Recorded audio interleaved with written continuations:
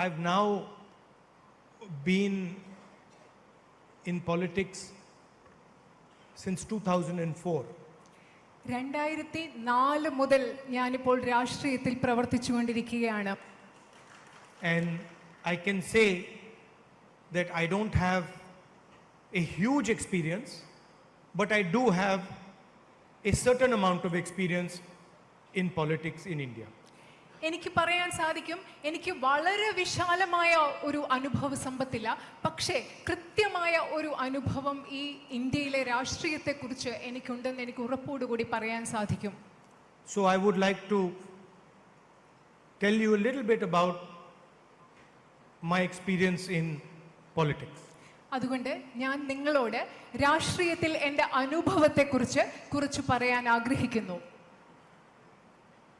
When I first started, I used to see many different type of politicians around me. Some who had very, very smart ideas. Others who spoke really well, could come to a function like this and talk in a way which really convinced people. രാഷ്ട്രീയത്തിൽ ഞാൻ പലതരത്തിലുള്ള രാഷ്ട്രീയ നേതാക്കളെ കണ്ടിട്ടുണ്ട്.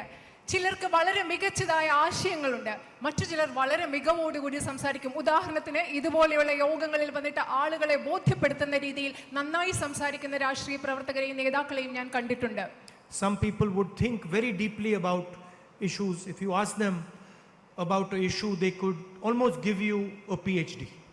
നിങ്ങൾക്ക് കൃത്യമായിട്ട് മറ്റു ചില ആളുകൾ ചില പ്രശ്നങ്ങളെ കുറിച്ച് വളരെ ആഴത്തിൽ ചിന്തിക്കും. അവരോട് നിങ്ങൾ ഒരു പ്രശ്നത്തെക്കുറിച്ച് ചോദിച്ചാൽ അവർക്ക് കൃത്യമായ ഒരു അഭിപ്രായം നിങ്ങൾക്ക് നൽകാൻ സാധിക്കും.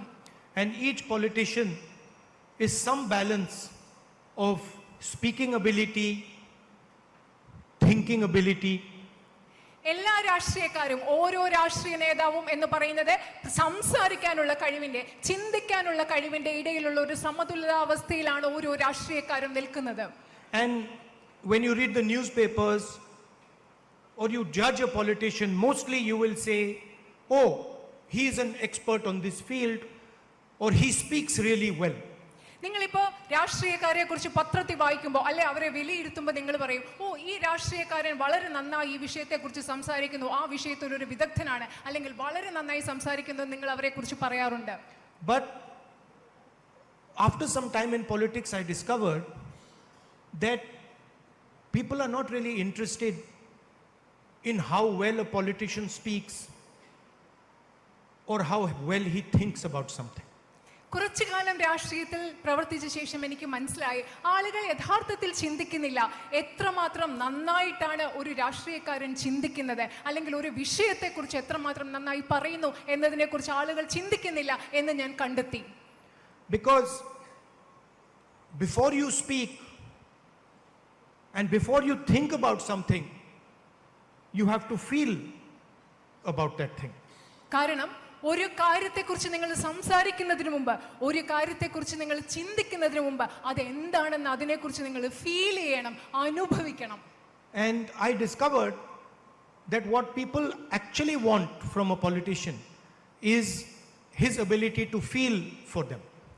ഞാൻ കണ്ടെത്തിയത്, ഞാൻ മനസ്സിലാക്കിയത് എന്താണെന്ന് വെച്ചാൽ, ജനങ്ങൾ ഒരു രാഷ്ട്രീയക്കാരിൽ നിന്ന് ആവശ്യപ്പെടുന്നത് അവർക്ക് ആ രാഷ്ട്രീയക്കാരന് അവർ പറയുന്ന കാര്യങ്ങൾ അനുഭവിക്കാൻ, മനസ്സിലാക്കാനുള്ള ഒരു കഴിവാണ് ജനങ്ങൾ ആഗ്രഹിക്കുന്നതെന്ന് എനിക്ക് മനസ്സിലായി.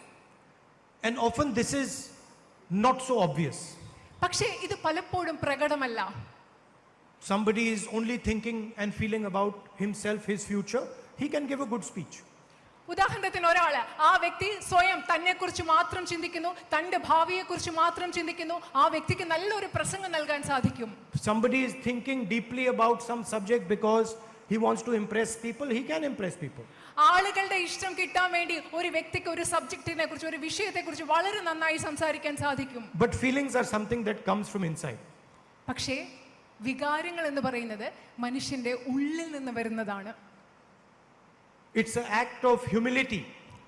വികാരങ്ങൾ എന്ന് പറയുന്നത് വിനയത്തിൽ നിന്നുണ്ടാകുന്ന ഒരു പ്രവൃത്തിയാണ്. So when you see a farmer, do you see a farmer or do you see a human being? ഉദാഹരണത്തിന് നിങ്ങൾ ഒരു കർഷകനെ കാണുമ്പോൾ നിങ്ങൾ കാണുന്നത് ഒരു കർഷകനെയാണോ അതോ അവിടെ ഒരു മനുഷ്യനെയാണോ നിങ്ങൾ കാണുന്നത്? Do you feel the fear that he is feeling because it might not rain? മഴ പെയ്യുന്നില്ല എന്നോർത്ത് അദ്ദേഹത്തിന്റെ ഉള്ളിൽ, ആ കർഷകന്റെ ഉള്ളിൽ തോന്നുന്ന ഭയം നിങ്ങൾക്ക് അനുഭവിക്കാൻ, നിങ്ങൾക്കത് തോന്നാൻ സാധിക്കുന്നുണ്ടോ? Do you feel how he feels about his children when he goes to sleep? അദ്ദേഹം ഉറങ്ങാൻ പോകുമ്പോൾ, ആ കർഷകൻ ഉറങ്ങാൻ പോകുമ്പോൾ തന്റെ കുട്ടികളെ കുറിച്ച് അദ്ദേഹം എന്താണ് ചിന്തിക്കുന്നതെന്ന് നിങ്ങൾക്ക് മനസ്സിലാക്കും.